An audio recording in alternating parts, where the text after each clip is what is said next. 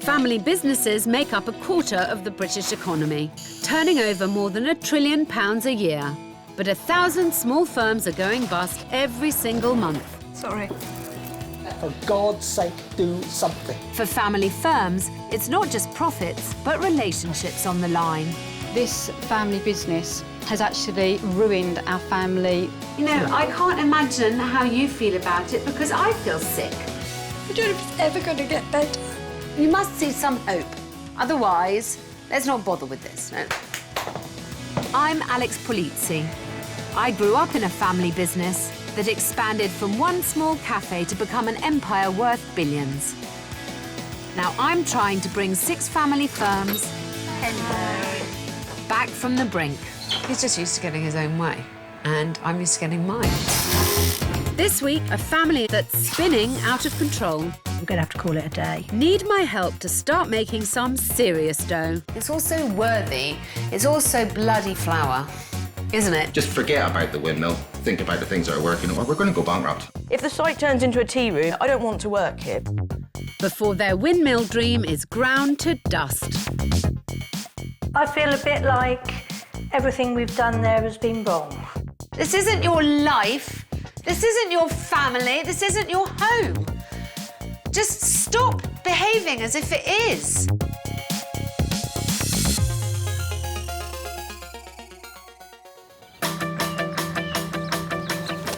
I'm on my way to a historical tourist business in Norfolk that has hit rock bottom.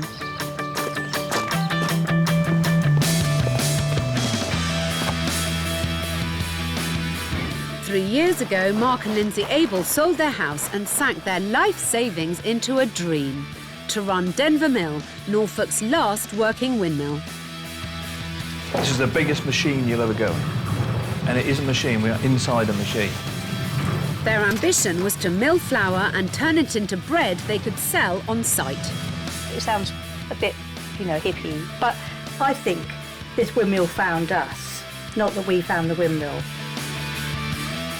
But their utopian dream has turned into a nightmare. There's something going dreadfully wrong. We have no life. I used to have one, apparently, but I can't remember it. There's no just this. Everything we have in the world is here. We have nothing. We have nothing in the bank. Everything's here. Despite not paying themselves a wage, Mark and Lindsay's future now hangs by a thread. If we fail to make a living here, this will go. And when it's gone, that's the end of it. And just when it seemed it couldn't get any worse, disaster struck. There was just bits of sail and things just falling, and we just looked up and we both just shook our heads and said, well, that's it, you know. That's the end of the business, you know, the end of everything. Nothing would be here if the mill wasn't here. The tea shop couldn't survive on its own, the shop couldn't survive on its own. It's all part of the same thing. It is like a loss of something. The unique selling point of Denver Mill has always been that it was Norfolk's last working windmill. 3 weeks ago, that was true. However, it's going to cost a lot of money to replace them, and at the moment, the family don't know whether it's going to be possible at all. But the business was broken before the sales came off. Despite 3 years of hard graft, they haven't made a penny. If that doesn't change, then this place could close in a matter of months. Having spent years working in the voluntary sector, Lindsay is now in overall control of the site. Hiya, I'm looking for Lindsay. Hello. Hello. Lovely to meet you. And you. We're very pleased you're here. Thank you. I'll just come round. I'm very pleased I'm here. So how many people can you serve at a time here? At busy times, we're looking probably about 25 to 30 at the most. But we have an outside area as well, and quite often in the summer that's quite a good area because it sort of gets people outside. You also sell your own bread here. You make sandwiches from your own bakery bread, I see. Yeah. Well, the idea is that we mill the flour here, we make our bread, and then people can take a loaf home or they can use it to cut up for the sandwiches, so people can actually get to taste the mill, so as to speak. OK. Let me take you to see Mark.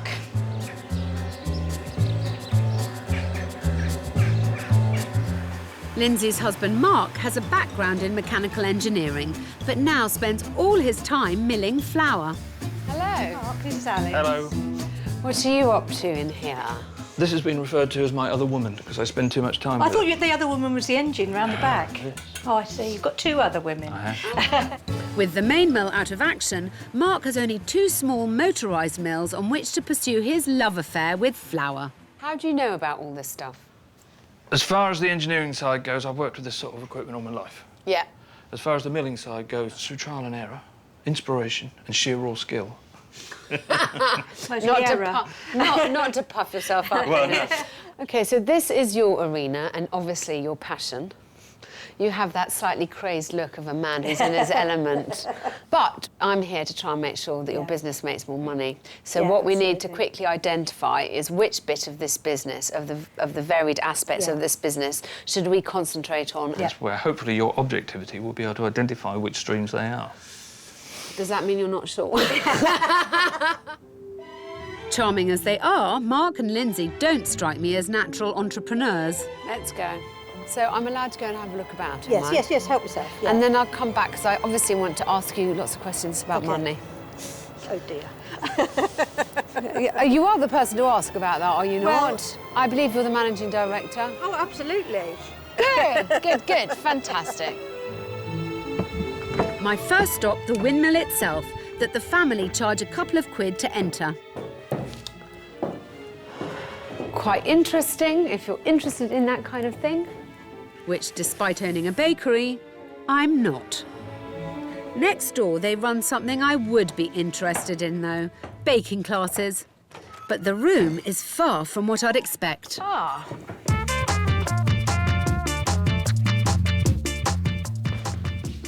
I'm not entirely sure why there's a bicycle or a scooter in here. And I definitely don't think there's anything witty or amusing about that.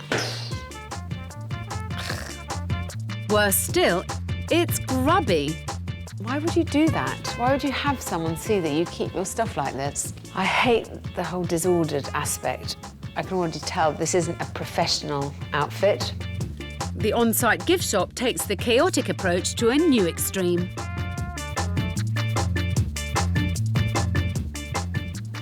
I find it very confusing in here. The family's home-milled flour sits side by side with tourist tat of the lower sort. I find it all a bit depressing. I would love to know who does the buying for this, because I think they're very confused about what they're trying to achieve here. Really unattractive and generic notelets and name stuff, which honestly, I don't think has any place here. These cheap toys retail for peanuts, and the markup is tiny, but they're filling up almost all of the shelf space. Rural food businesses all over Britain are making money because the customers are prepared to pay a premium for locally sourced goods. All this plastic is just bad business. Monogram cufflinks next to clotted cream fudge. How is that a good sales technique? One person who should know how things are run is daughter Sally, who came to the mill a year ago to develop the business, but has caught the milling bug from her dad. What's your gut feeling about what's wrong with it here? What needs to be improved more than anything else? Finance-wise, I feel like we're not looking to make large amounts of profit here. I don't think that it's going to be very easy to make large amounts of profit, or that's not been the plan. It means that we're looking at smaller figures, and at the moment, because people aren't controlling the books closely enough, it's very easy just to fritter these little bits. When you're only looking for a small sum of money in the first place, it's very easy for it just to disappear. But why do you think it wasn't going to make lots of money? I suppose because that's what Mum and Dad told me, to be honest. I suppose because when they came in, their business plan didn't involve making a large amount of money. No, it probably didn't involve spending all their money. No, it certainly didn't. Do you have any handle at all on where you're making money in this business and where you're losing it? Not effectively, no. Spoons and cutlery, just help yourself to there, Frank. On paper, the only bit of the business showing any potential is the tea room, run by Sally's boyfriend, Duncan. What do you think you're doing right here? Oh, I don't really know. We're doing a bit right, but there's a lot we can work on. So tell me, I know, but I'd like to know, tell me your strengths, what you think the strengths are. The strengths are the quality of ingredients we actually use. We try to go for quality, not quantity. to get people to come back again. Do you know how much you spent? I mean, do you know how much a cake takes to produce and what you then cost We it have our out for? costings, yeah. We have costings. Costings are all done upstairs. So you're pretty confident about your costings? That's what I I'm wouldn't say asking. I'm confident. I would say they could probably be done better. Yeah. But whether it's by me or somebody else, I don't know. Sorry, don't let me stop you serving this lady. Even if Duncan runs the tea room well, he'll always struggle if he doesn't get more involved in the books. Thank you very much. The family are juggling a lot of balls, a shop, a cafe, a mill, a bakery, as well as events and holiday cottages. Every part of the business has its problems, but they're made even worse by another fatal flaw. The biggest thing, as far as I can see, the elephant in the room that everyone knows is there and no one is discussing, is the fact that no one seems to know what's making the money, where the money's being spent on, whether the profit margins are right on every item they sell, why they're not making more of a profit. There has to be an answer buried deep in those figures somewhere, and I just need to find someone to lead me to the answer.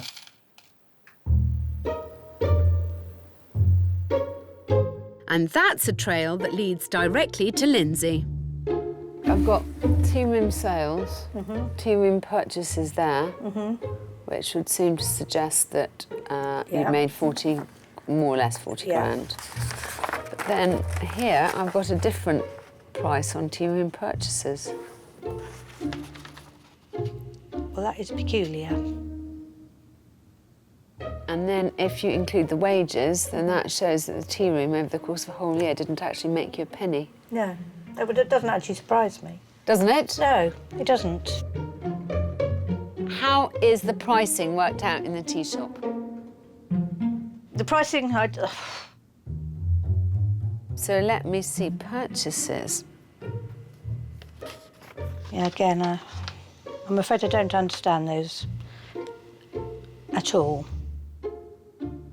I don't know whether they take it all as a game. I think they won't find it a game when they are walking away from there with £100,000 less of their own money and nothing to show for it. I think that will be pretty depressing, actually. Hello, love. Hello. You got out. I did, yeah. In one bit? I did, yeah. And? It was quite tough. Yeah? It was quite tough. I do feel a bit, now. I just want to burst into tears and have a little I cry. can see. All right. I stick my head in the sand about the figures because I think that if I know them and realise what a mess we're in, then we'll have to get out. You know, we've put a lot into this place, and the thought of finding out that it's not sustainable is a scary thing. We may have to say, well, that's it, you know, we're going to have to call it a day. After a difficult evening, I've called the family together. Their ethics are getting in the way of their existence. If the Abels are going to find a way out of this mess, it's their heads and not their hearts they need to start following.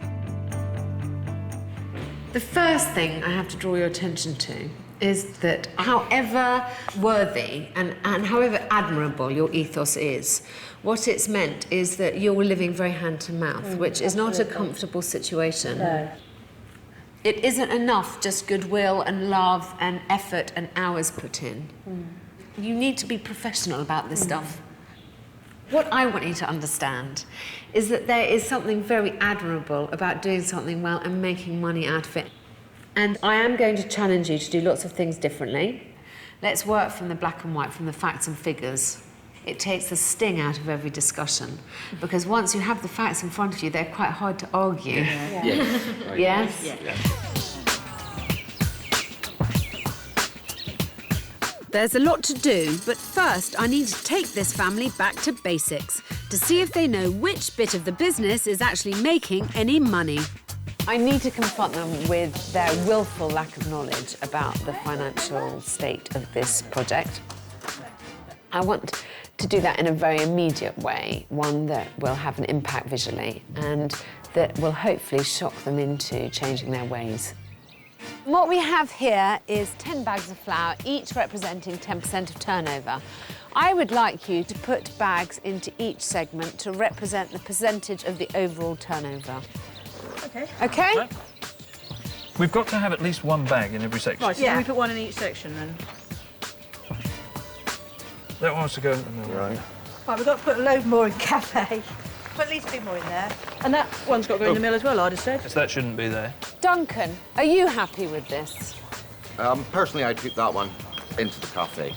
Go on, then. I'm reasonably happy with that. You're reasonably happy. Yeah. What would you change? Because reasonably happy isn't enough. I think. Yes. 1, 2, 4. No, OK, take double the amount of money No, than that's the right. tea Yeah, room no, I'm happy. Really, there isn't much money sloshing about at all. I don't think that that's anything to admire. I just think that's stupid. Well, none of you are really aware of how the situation stands then. 54% of your turnover comes from the tea room. Right. 26% of your turnover comes from the shop. 10% comes from the cottages. And the mill and the events share 10%. So, can I just say, depressing as it is, you two are spending a lot of your time on something that's the tiniest part of the business. I don't think it is, because if we didn't have the flour, then the tea room and the shop, well, the tea room certainly wouldn't be making so much money, because they have to have the flour to make the bread to make the cakes. So we have to look at why aren't we getting a better margin coming out of the mill? In saying that there's 2 of us spending a lot of time in the mill, it's sort of, it is the backbone to it. I agree that it's the backbone, but it's a backbone that's not going to be able to be supported. The family are more about the mill than the money. I just hope they can see they have to change to stop this site going under. I want to say that I didn't realise until now how important it is to me, the milling side of it here. What we all agreed on when we'd agreed on what we were going to do before Alex came, was not to compromise on using our own product wherever we can, because we feel that that's really important. And I feel like if we're on this site, we have a responsibility to use it as a mill in some sense. And if not, we might as well go and get a tea room somewhere else. Yeah. To be perfectly honest, I would rather just make enough money for us all to make a living and not have a lot of money and still have that windmill and still be able to stone mill than have extra money. If the site turns into a tea room and a gift shop and then the administration side of it, I don't want to work here because I've got other things I can do.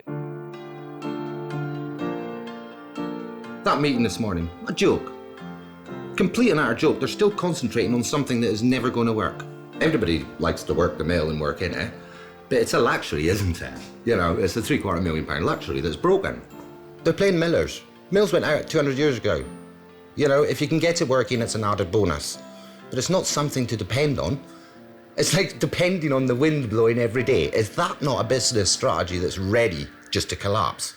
Just forget about the windmill. Think about the things that are working, or we're going to go bankrupt. And I didn't travel 600 miles to go bankrupt. Everything they say is so uncommercial. I mean, Lindsay, Sally, Mark. I mean, I'm amazed. The only person who's got a healthy business bone in his body is Duncan, and that's only so long as he doesn't have to use a computer. So, you know, I've got a struggle ahead to make sure that everyone understands what's involved here, but it's a struggle I will win.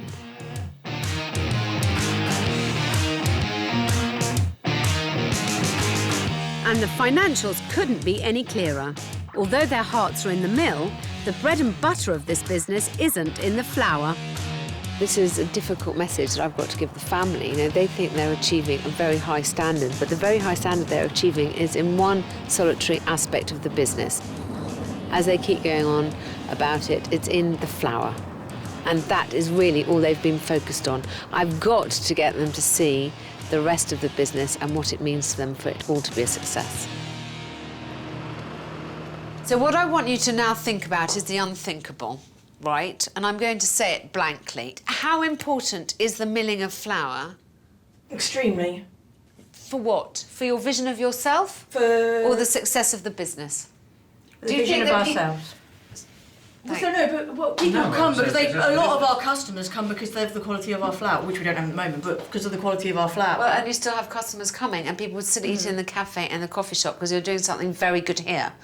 I'm afraid your sense of self-worth is so wrapped up in the flour milling thing that I think you are really ignoring, at your peril, What is the bit of the business that makes money? The cafe. But I don't think that if we didn't have our flour, which we use in our products, our bread and our cakes, which is one of the things that makes them so nice, I don't think we'd necessarily... If we were selling the same thing as everybody else around in the area, then maybe people... Darling, do you honestly think that if you go to Hayworth's or Marriages or, you know, I mean, there are lots of other...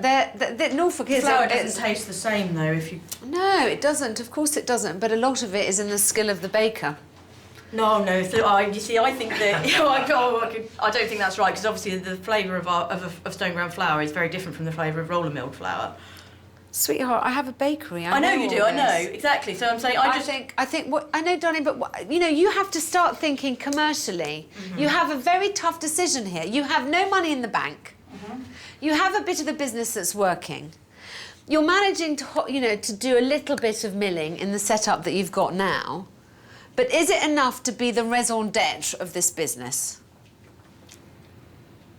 This isn't your life.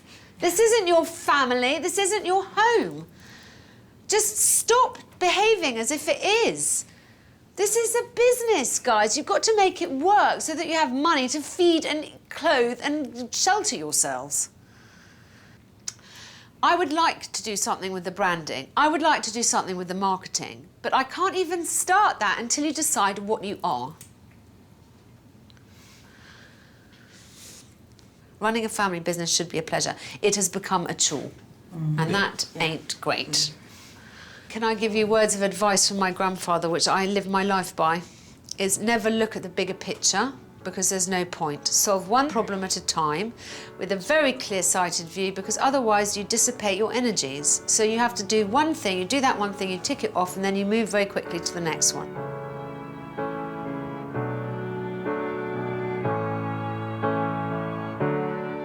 I suddenly realised that what I have felt over this mill is almost like bereavement, and I've refused to acknowledge it.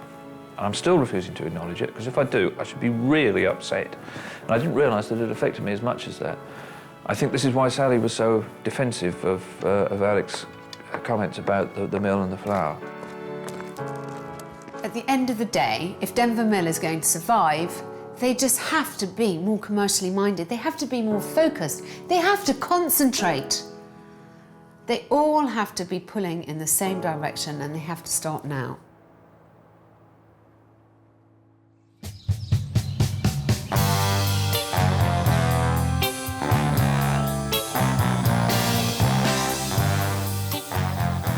So after last night's frank discussion, have the family woken up to the idea of a new way forward?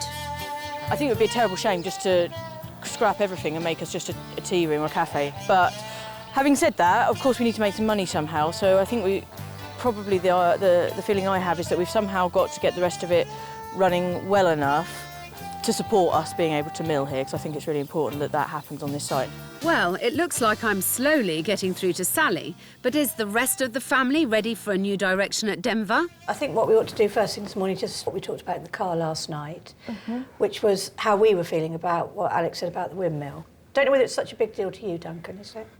It is, but it's not my first priority, is it? I mean, my first priority is thinking, are we throwing too much time at something we can't get possibly to work at the minute? We know that we've got to get this business working. And we know that, from what Alex said last night, it gave us confidence to think that we can get it working without the windmill. So let's get the business working, get all those other these other bits really working well, in order for us to be able to be paid and for us to continue to indulge ourselves, being able to use the windmill and having that sense of responsibility. So almost the windmill becomes a bit of a hobby that's attached to the business. We've been very focused in one direction, and that direction is very much tied in with the milling and the product and all the rest of it. I think we need to do some more market research, because there's no point going in the direction that we want to go into if our customers don't want it.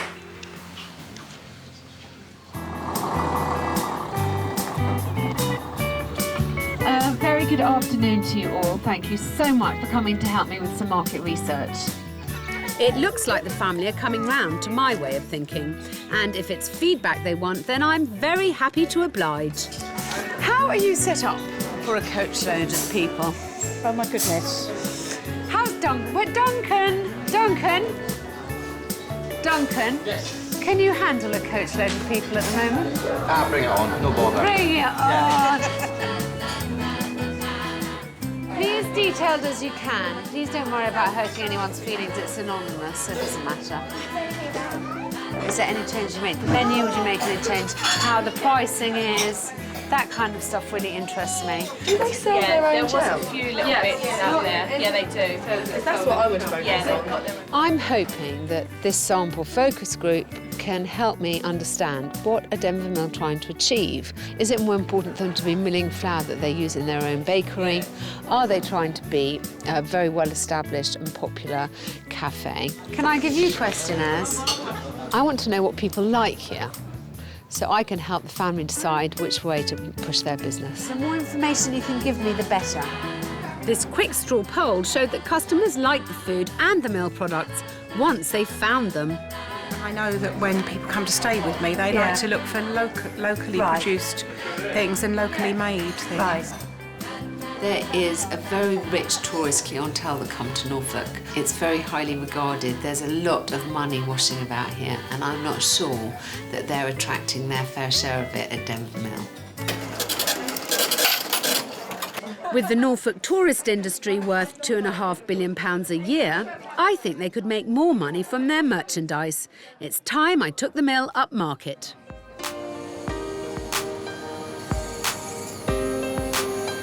Foreman & Son, a century-old family smokehouse, developed a luxury hamper range 10 years ago and haven't looked back since. It's a market that's worth a staggering £75 million a year in the UK alone. I want the family to realise they can keep their heritage and turn a healthy profit too. First of all, why are hampers a good idea? We're very much a fresh food company, and that's the sort of heritage of our family business. Lots of people would buy a packet of smoked salmon from us, or they'll buy some cheese, or they'll buy some fresh meat. They'll buy something for their dinner party, but they wouldn't necessarily come to us for gifts. Okay, so hampers obviously gives you an extra element that you can supply to people, particularly at Christmas time, but throughout the year as well, where they're looking for a gift offering, something that's ready-made. They don't have to think about it too much. They can just buy it off the shelf or out of a catalogue, and it's all there complete. The key to all this, I would suggest, is sourcing stuff that people cannot find so easily independently. So find stuff that you just couldn't go to the supermarket and just pick off the shelf, because any idiot can do that for themselves. What you're trying to do is offer a very indulgent gift experience. You've bought us one of your jam baskets. It's just some local pickles actually in this one. I don't think presentation is necessarily one of their skills, and I think it's something that they all have to work on. If you're going to do a hamper, you have to do it bloody well. Otherwise, just don't bother. The hamper challenge. We've got a whole load of your products on that table over there. So I just want to see what you think makes a good hamper out of your products. I know what I'm doing. We've got a crate there and it's getting 12 bottles of beer in it, and that's it. That's a man's hamper. Last year, Foreman & Son sold 10,000 hampers. I'd love to see the mill selling their own hampers on their site and wholesaling them around Norfolk before I leave in just over a month's time. I'm interested in seeing what they think goes together, whether they have an effective theme going in a hamper, whether they can explain that theme to me, whether they've thought about the cost of the goods that they're putting in and what kind of markup they can put on it. I need them to prove they can think commercially. Contents, £25 box, don't know the price of.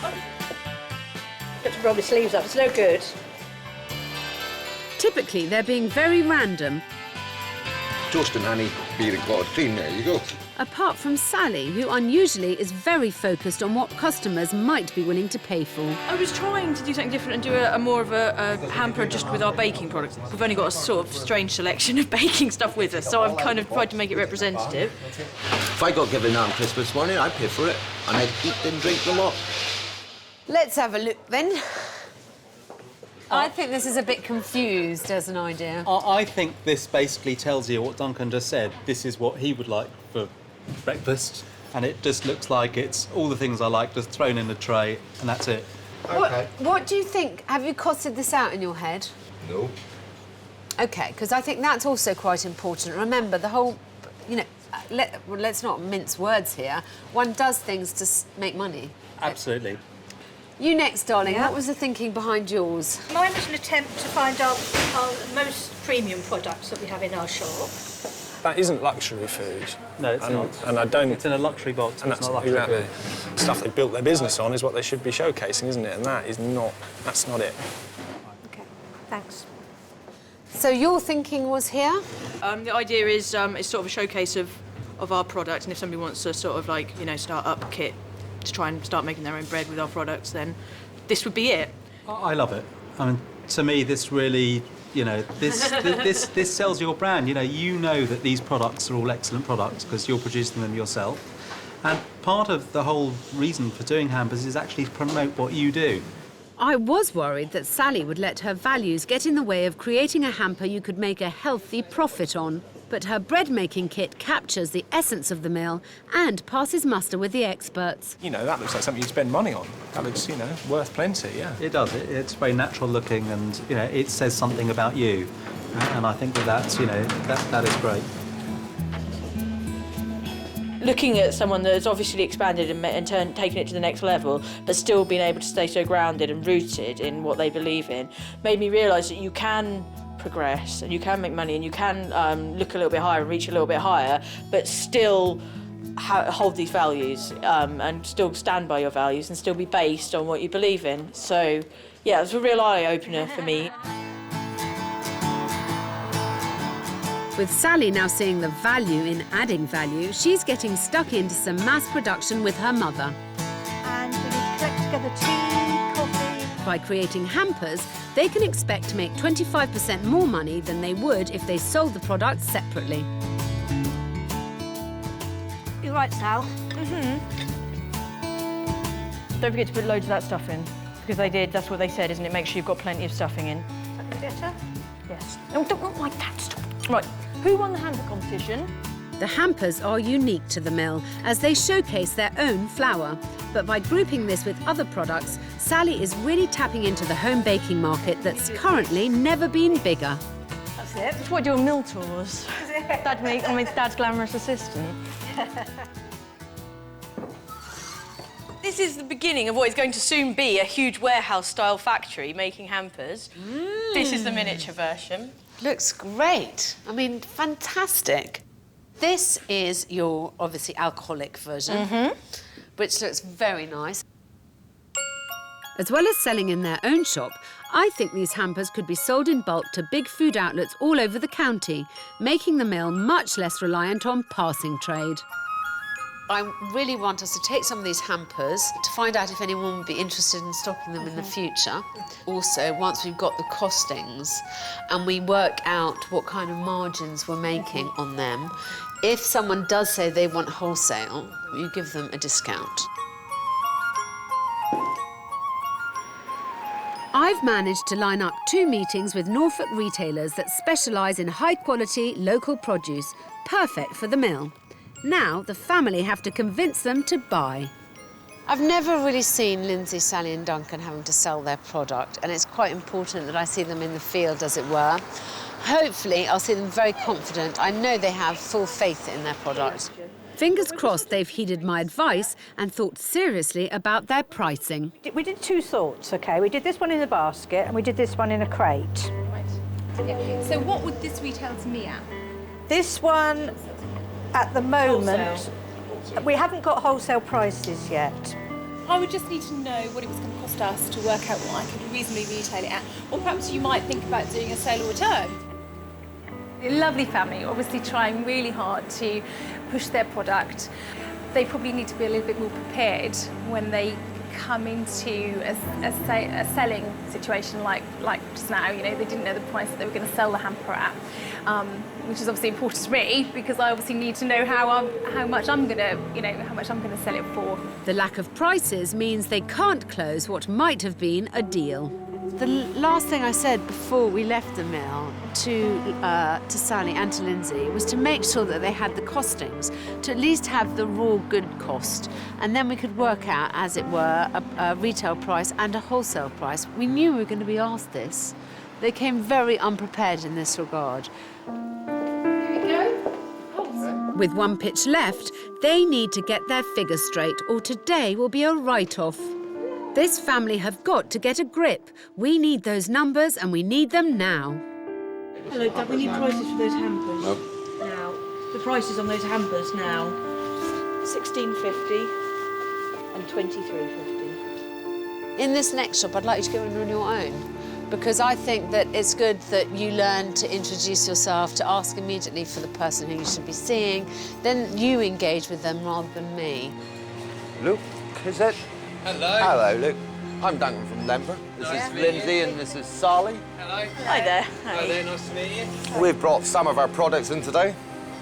So what do we get in here? We get yeast in here. You get yeast, The flour. the baked bread making flour, the oil, the tin, and there will be a recipe card in there. Lovely. So the retail price is? These will wholesale at about 21. Okay, and then retail at? About 27, 28. So far on what you've said, you're ticking a lot of boxes which the greengrocer's business philosophy adheres to.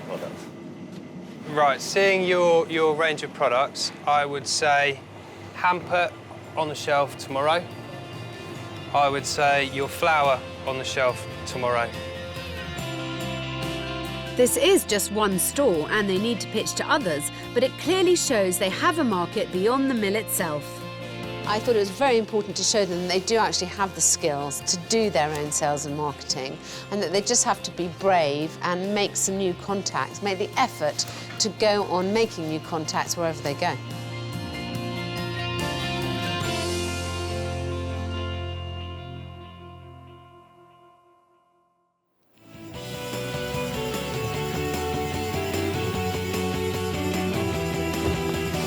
Having realised their product could look good on other people's shelves, Lindsay is finally making sense of her own shop.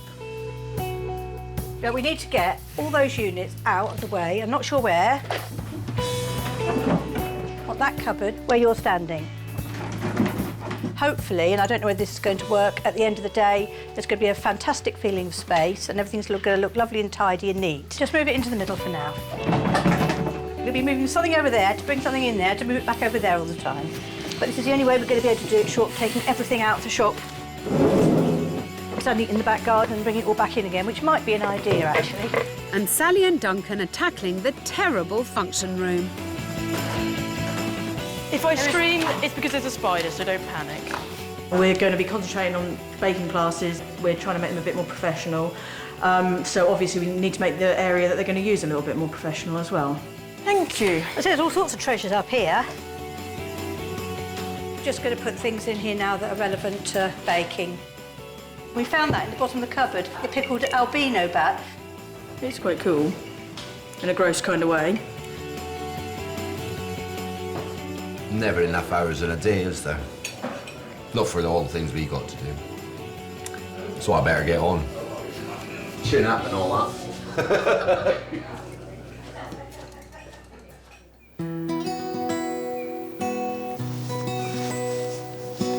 In just a few weeks' time, I want to help the Abels relaunch Denver Mill as a must-see destination, not just for fans of flour, but for foodies far and wide.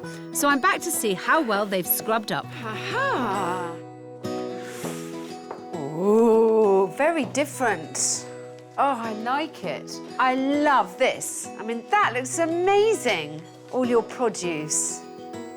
Instead of hiding behind cheap toys, the mill products take pride of place alongside the best of Norfolk food. It's exactly what I would hope a rural food shop would look like. I think that you're adding value to your goods by displaying them like this. Really looks fabulous.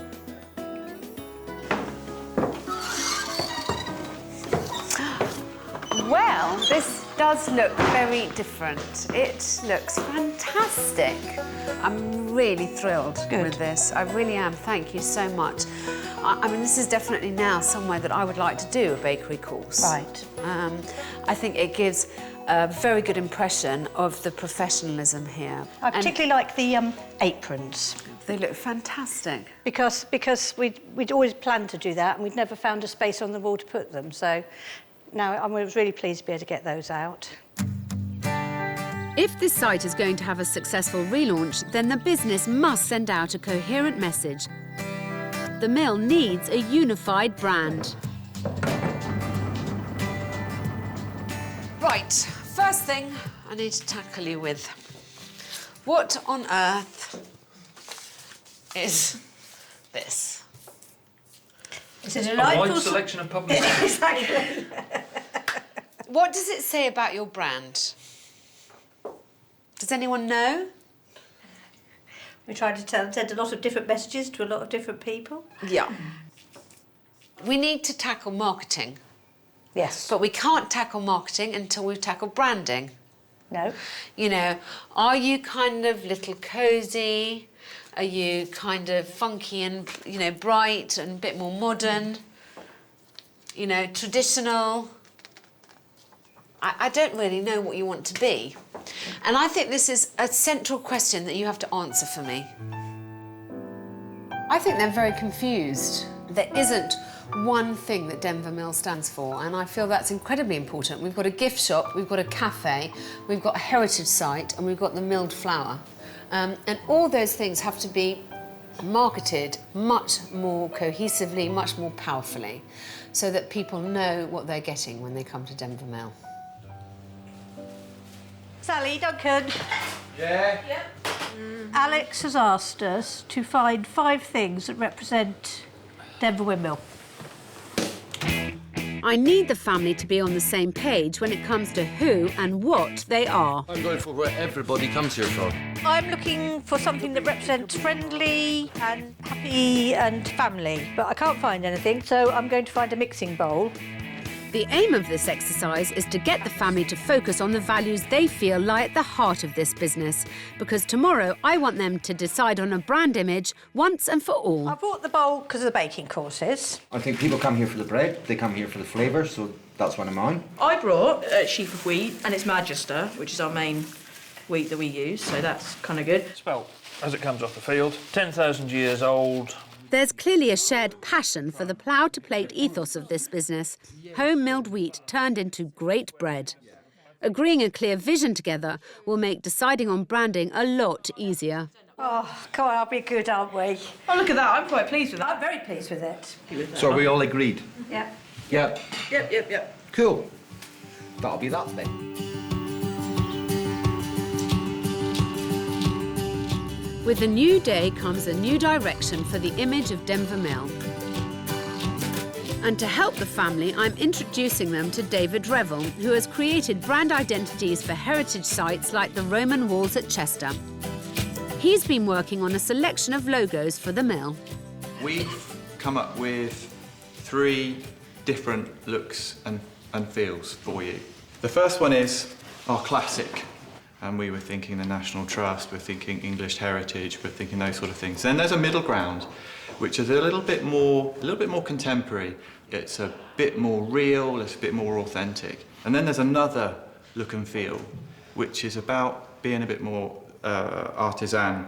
The most important thing really is to identify, of these 3 points of view, what we're most comfortable with. So, I must say, this is really exciting. These are like the dark arts, aren't they, that we mere mortals are not really sure of, but it's suddenly becoming very obvious. I'm amazed that I find all 3 have got tremendous appeal, which I didn't see I hadn't seen.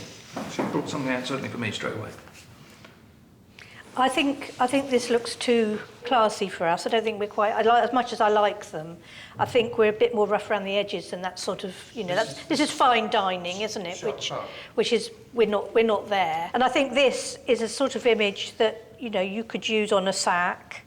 You could print it, block print it. Yeah, you could. And I think how it can be manifest is so much part of the brand as well.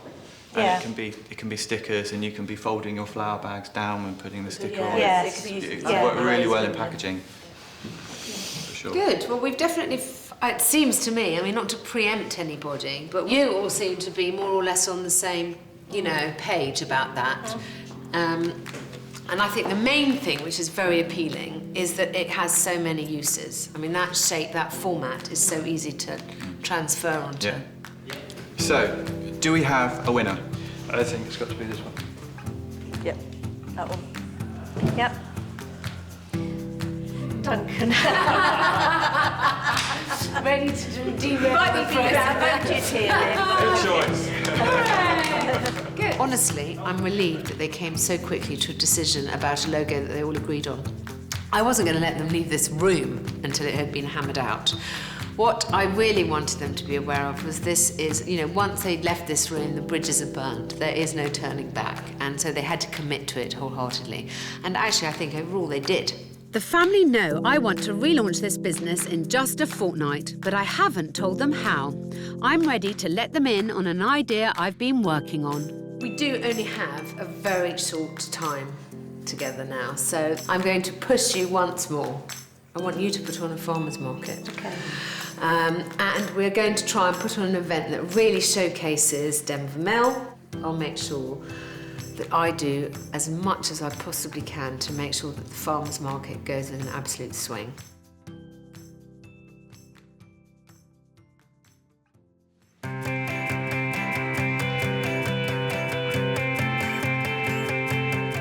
With a clear sense of their brand identity, the family make good and mend to give the whole site a much more unified feel.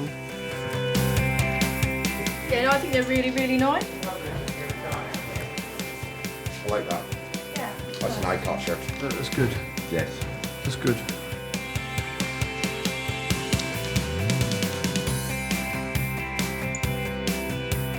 It goes with our characters. Do you know what worries me? It's the fact that it says 9 a.m, so we're going to all have to get up earlier now. Well, these are our new leaflets. And don't they look nice? I don't want to put them out in case the public take them. These are mine. We've put the prices up a little bit. Not much, but 10p here and there. It might only be a small increase, but at least their prices are now based on fact, not fiction. They've gone up, and we might make a little bit of profit on it now, which is what business is all about in my eyes.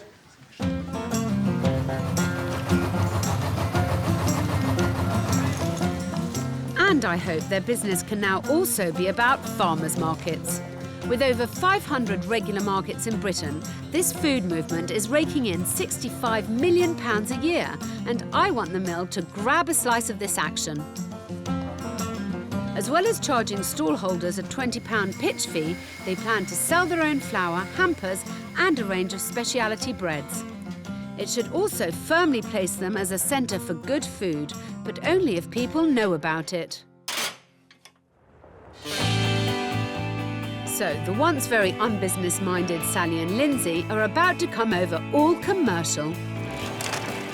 There we go, this is Studio 2. We've got a microphone set up for you both. Okay. Let's see if we can make this commercial. When you do read it, smile. Right, OK, so no, with a smile. With a smile, yes. A new winter farmers market for the family is arriving at Denver Mills this December. It's more than just the finest in local produce. There's children's bread making, horse and cart rides, along with lots of fun for the whole family. There's even hot food with a warming glass of mulled wine too. Cheers! It's a real country winter treat. But back at the mill, all is not well. You can hear they've come up nicely. Lovely. But they don't taste right, so they go in the bin. That's all there is to it, I'm afraid. There's a bit of a rumpus going on at the moment because the bread isn't very good. The bread the family wanted to sell at their event isn't up to scratch. It's not risen properly. There's too much yeast in there, I think. This hasn't worked fully. That's not good enough. I would not be happy buying that. I'd say, yeah, well... I know it's important to the site, but once again, we've got a situation where the flour and the spelt or whatever we've done today has taken over from what we really should be concentrating on. What appears to be happening, as far as I can see, is we're running off on tangents. Are you suggesting that spelt may be a tangent? What we should be concentrating on is getting this farmers market ready and lots of things for sale and making money. I know they're tired and tense, but I don't want them to slip into their bad old ways. Look. No, this is fair enough. I can't come with them tomorrow. This is another conversation about flaming flour. Anyway. That's fine. No, it's not anyway. It's very good. Just because we're mentioning flour, we're talking about getting stocks for your shop. Right, It doesn't okay. matter. As long as we haven't got to spend all our time having discussions about flour. Well, I'm sorry, it's part of my job. And you're not having a discussion about flour. We're having a discussion about flour. Okay, right. That's fine, go. I won't have any discussion about Well, you can if you like, but I'm just trying to work out what we're doing and then send Dad off to do it so we can get on with what we've got to do. Is that appropriate? I'm going to go home. I've had enough. Whatever happens, I need them to be ready for their relaunch. Frustration today has been about bread, the quality of the bread, the quality of the flour that's coming out. If we haven't got a good quality product, then we can't set ourselves up as a high quality site. We'll get there.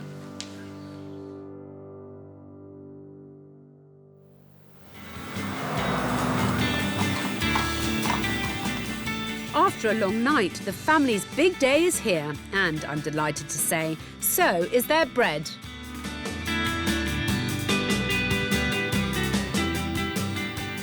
Look at this, it's fab. The first sign that there's been really significant change at Denver Mills. It's important to show that they're becoming a more professional outfit, that they're really thinking about their branding, their face to the world. With food producers coming from all over the county, there's a lot to do to ensure today's event goes without a hitch. We've got to sort out where we're going to have the hampers, and... We haven't finished the hampers yet, that's what's worrying me. If they can draw a crowd, then this could become a regular fixture, where people come from far and wide to sample the very best of Norfolk's food. All the people's names that are on there need to go in that marquee. It's great marketing, great for their product sales, and should fill their tea room regularly. Right. Is this yours, this one? It's about an hour before the official opening of the farmers' market, and we've got a long way to go yet already. We need some dressed flour for Wendy. Yeah, we haven't got any. Well, none. We haven't got any flour for the bake and bakes. I mean, it's just really ironic that of all the things we haven't got any flour. Lindsay seems to be running around trying to do everything. I've got to do labels for the spelt biscuits. See if he knows where the side of the gazebo is. Duncan's trying to do that. Lunacy. Have you any idea what's going on? Right. Which way round we are now? Mum. I better see what I can do. No. So $7.99 and $9.99. $7.99 and $9.99. Yeah. Never used a pricing gun, but it can't be that hard. Yeah, that's rubbish.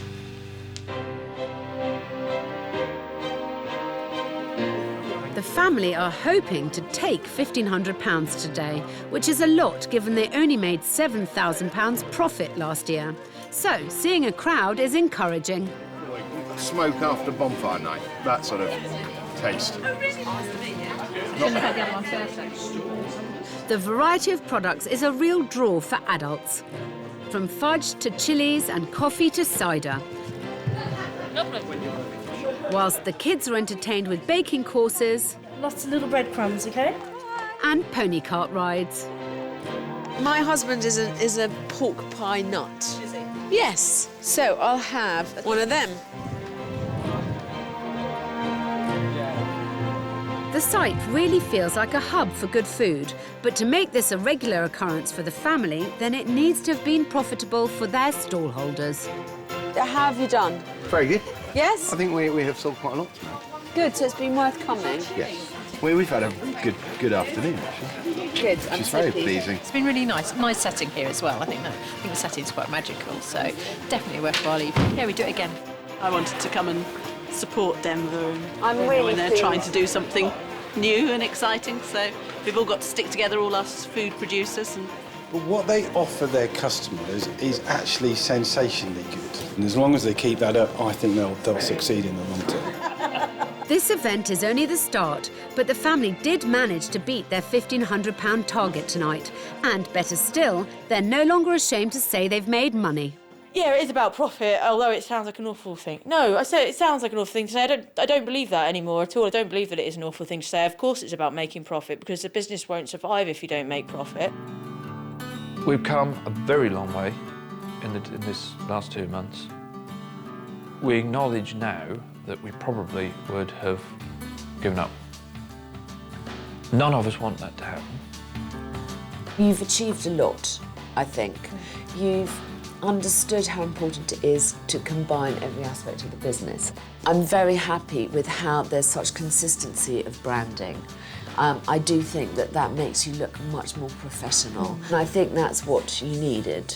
I think, you know, you mustn't bury your head in the sand about the financial parts of the business. And I think if there's nothing else that I've reminded you, it's about the fact that, you know, successful businesses are built on the bricks and mortar of making sure that you make a profit on every item you sell. I mean, it's not rocket science, is it? You've got, you know, you've really come a long way, and I'm not trying to pretend that it's all going to be plain sailing from here on in, you know.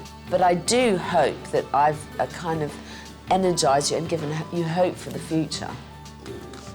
I'm completely powered up about it. I know, you're very bullish, darling. I'm completely powered out about it. I mean, the boost that you've actually given me personally, for speaking for myself, is massive.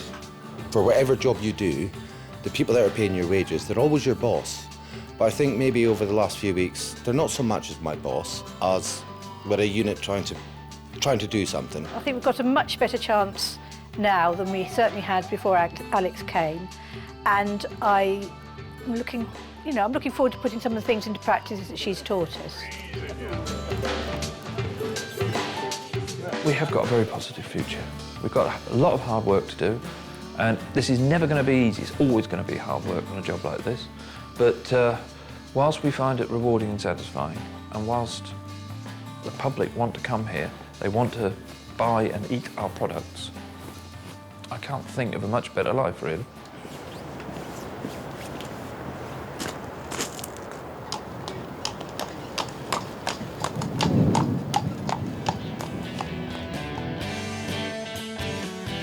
Six weeks later, and the family's optimism about the future of the mill continues to grow.